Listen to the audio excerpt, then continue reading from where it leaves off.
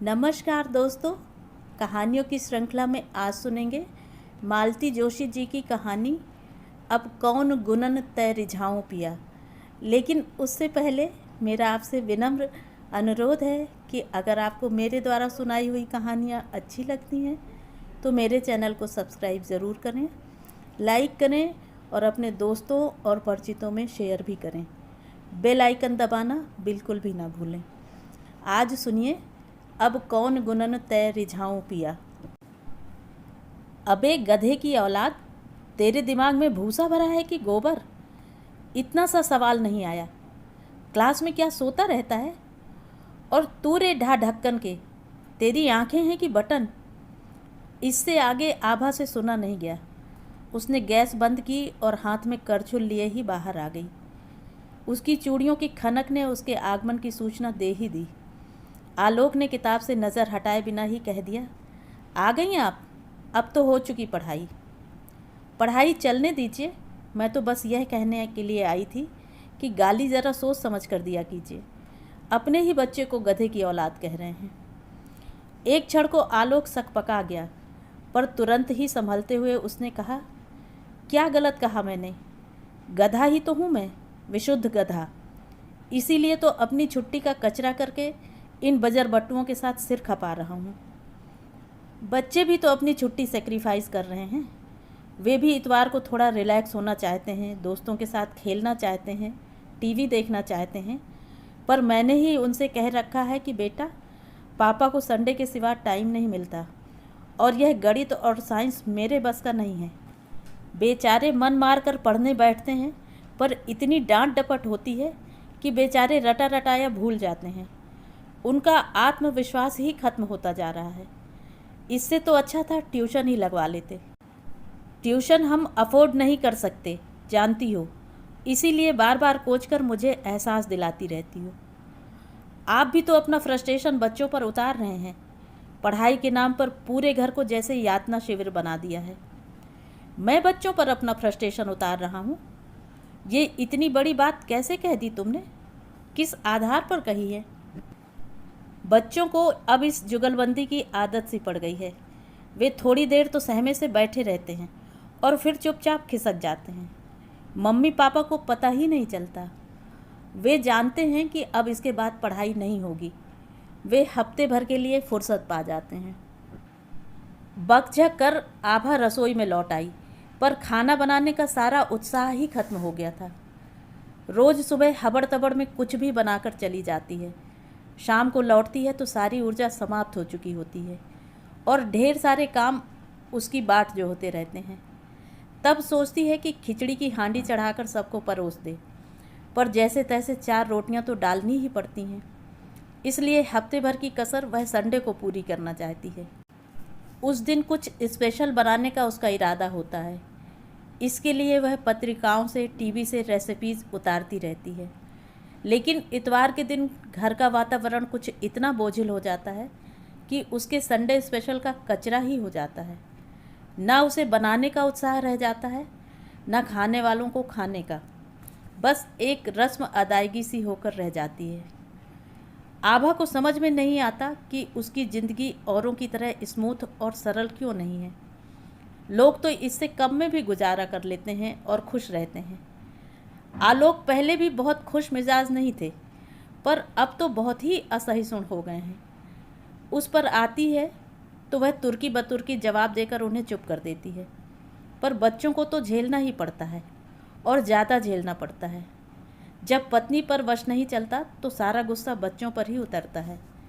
बच्चे तो बेचारे उनसे दूर ही भागते हैं, क्योंकि किस पर उनकी शामत आ जाएगी कुछ कहा नहीं जा सकता। घर में बैठे मिल जाएंगे तो डांट पड़ेगी कि दिन भर टीवी से चिपके रहते हैं, खेलने नहीं जाते। खेलने जाएंगे तो घड़ी के कांटे पर नज़र रखी जाएगी, एक एक मिनट का हिसाब मांगा जाएगा। खेलते समय कपड़े गंदे हो गए या मोजे फट गए तो डांट पड़ेगी, चोट लग गई तो डबल फटकार पड़ेगी। घर पर अक्सर मिलने वाले आते ही रहते हैं।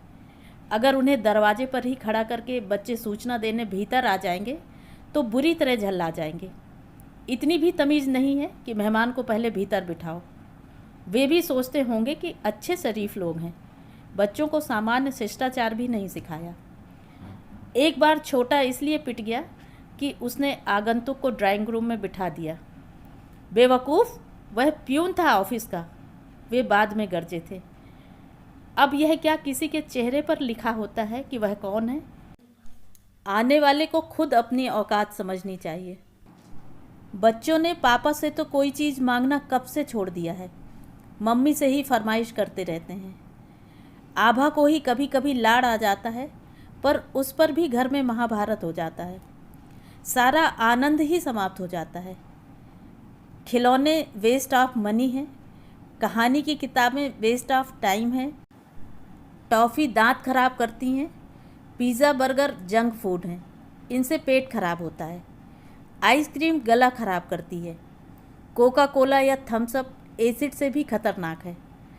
रामदेव बाबा का प्रवचन सुनो, टीवी से आंखें खराब होती हैं, यह तो त्रिकाल बाधित सत्य है ही। यानी कि बच्चों को जो जो अच्छा लगता है सब निषिद्ध श्रेणी में आता है। कभी कभी परेशान हो उठती है आभा, क्या करे इस आदमी का, बच्चों से भी गया गुजरा हो गया है। कभी कभी लगता है कि किसी मनोचिकित्सक के पास ले जाए, पर कोई बच्चा तो है नहीं कि गोद में उठाकर ले जाएगी। प्रस्ताव सुनते ही ऐसे फट पड़ेंगे कि संभालना मुश्किल हो जाएगा। और फिर एक दिन तपती धूप में ठंडी बयार सी वह खबर आई। वह स्कूल में थी कि आलोक का फ़ोन आया। डार्लिंग, खुशखबरी है। खुशखबरी तो बाद में, वह तो डार्लिंग शब्द ही सुनकर निहाल हो गई। क्या खबर है, सुनाइए, उसने पुलकित होकर पूछा। प्रमोशन ऑर्डर मिल गया है। सच? बहुत बहुत बधाई, बहुत दिन से ड्यू था ना। पर एक गड़बड़ है। क्या? बाहर जाना पड़ेगा। तो मना कर दीजिए ना। नहीं कर सकता, उसी शर्त पर प्रमोशन मिला है। कहाँ भेज रहे हैं? मुरैना डिस्ट्रिक्ट में कहीं इंटीरियर में। वह तो डाकू का एरिया है। डाकू कहाँ नहीं है। ये जो मेरा प्रमोशन इतने दिनों से दबाकर बैठ गए थे, वे तो डाकुओं के सरदार हैं। वह दंग रह गई। दफ्तर में बैठकर इतनी बड़ी बात कह रहे हैं। उसे डर तो लगा, पर खुश भी हुई। समझ गई कि एकदम रिलैक्स हो गए हैं। इसीलिए तो उसने मुंह फुलाकर कहा, यह ट्रांसफ़र की खबर थोड़ा रुक कर नहीं बता सकते थे? सारी खुशी आधी रह गई। बात उसने भले ही रूठने वाले अंदाज में कही थी, पर वह सच थी। प्रमोशन की खुशी सचमुच आधी रह गई थी। घर लौटते समय उसके मन में विचारों का बवंडर उठ रहा था। क्या उसे नौकरी छोड़नी पड़ेगी? क्या वहाँ प्राइवेट स्कूल होगा? क्या वे लोग अच्छी सैलरी दे पाएंगे? और 2-3 साल बाद अगर आलोक का फिर ट्रांसफ़र हुआ तो क्या उसे फिर नौकरी तलाशनी होगी? उसका तो खैर ठीक है, पर बच्चों का क्या? क्या उन्हें इतना अच्छा स्कूल मिल सकेगा? वहाँ उनके व्यक्तित्व का ठीक से विकास हो सकेगा? दुनिया भर के प्रश्न थे, पर फिलहाल उसने उन्हें मन पर हावी नहीं होने दिया। घर लौटते हुए वह आइसक्रीम और बुके लेती आई थी। बच्चों को उसने समझा दिया कि पापा के आते ही फूलों से उनका स्वागत करें। उसने मनोयोग से आलोक की पसंद का खाना बनाया, बच्चों के कपड़े बदले, खुद भी एक प्योर सिल्क की साड़ी पहन ली, अगरबत्तियां जलाकर घर का वातावरण सुगंधित कर दिया। तीज त्योहार पर जलने वाले पेडेस्ट्रल लैंप को जलाकर ड्राइंग रूम में इंद्रधनुषी छटा बिखेर दी। उसका मन तो पर्दे और सोफे के कवर्स बदलने का भी था, पर उतना समय ही नहीं था। ऐसे अभूतपूर्व स्वागत की तो आलोक ने कल्पना भी नहीं की थी। वे तो एकदम अभिभूत हो गए। बहुत दिनों बाद उन्होंने बच्चों को खुलकर प्यार किया। एक अरसे बाद पत्नी की साज सज्जा को नज़र भर कर देखा। खाना भी सानंद संपन्न हो गया। खाने की मेज़ पर 2-4 चुटकुलों का आदान प्रदान होने से माहौल खुशगवार बना रहा। मतलब यह है कि सब कुछ योजनाबद्ध तरीके से होता चला गया, कहीं कोई व्यवधान नहीं हुआ। आभा ने राहत की सांस ली। सोच लिया कि आज की रात भी सेलिब्रेशन की रात होगी। खुश हो? बिस्तर पर आते ही आलोक ने पूछा। बहुत बहुत खुश हूँ। आभा ने पति की छाती में मुंह छुपाते हुए कहा, बहुत दिनों बाद तुम लोगों को इतना खुश देख रहा हूँ। बहुत दिनों बाद इतनी अच्छी खबर जो मिली है। मैं तो बहुत पशोपेश में था, प्रमोशन नकारने की सोच रहा था, पर तुम लोगों को इतना रिलैक्स देखकर सारा असमंजस दूर हो गया। प्रमोशन नकारने का तो सवाल ही नहीं उठता। कितनी लंबी प्रतीक्षा करनी पड़ी है, तब यह दिन आया है। बस एक ही मलाल है कि हम लोग अभी साथ नहीं चल सकेंगे। मेरी नौकरी की तो कोई ऐसी टेंशन नहीं है, पर बच्चों को मिड सेशन में डिस्टर्ब करना ठीक नहीं है। आप तब तक वहाँ मकान वगैरह ठीक कीजिए, मैं यहाँ धीरे धीरे पैकिंग करती रहूँगी। बस परीक्षा होते ही हम लोग आ जाएंगे, रिजल्ट के लिए भी नहीं रुकेंगे। तुम लोग क्या वहाँ साथ रहने की सोच रहे हो? नहीं तो क्या, हम लोग यहाँ अकेले पड़े रहेंगे? बहुत छोटी जगह है। हुआ करे, शुक्र है कि आजकल हायर सेकेंडरी स्कूल हर जगह हो गए हैं और बच्चे जब तक छोटी क्लास में हैं साथ में रह ही सकते हैं। बाद में देखा जाएगा। हो सकता है 3 साल बाद किसी अच्छी जगह ट्रांसफ़र हो जाए। आलोक कुछ देर चुप रहे, फिर धीरे से बोले, तुम लोगों को खुश देखकर मैं कुछ और ही सोच बैठा था। क्या? यही कि तुम लोग शायद इस बात का जश्न मना रहे हो कि यह बला कुछ दिनों के लिए तो टली, कुछ दिन तो अमन चैन से गुजरेंगे। आभा छिटक कर एकदम उठ बैठी।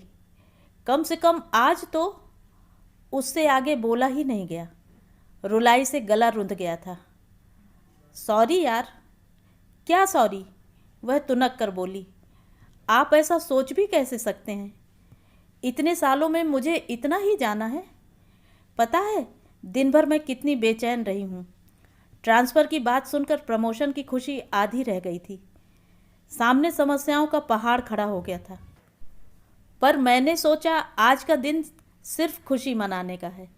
समस्याओं के लिए ज़िंदगी पड़ी है, चिंताओं से तो बाद में भी निपटा जा सकता है।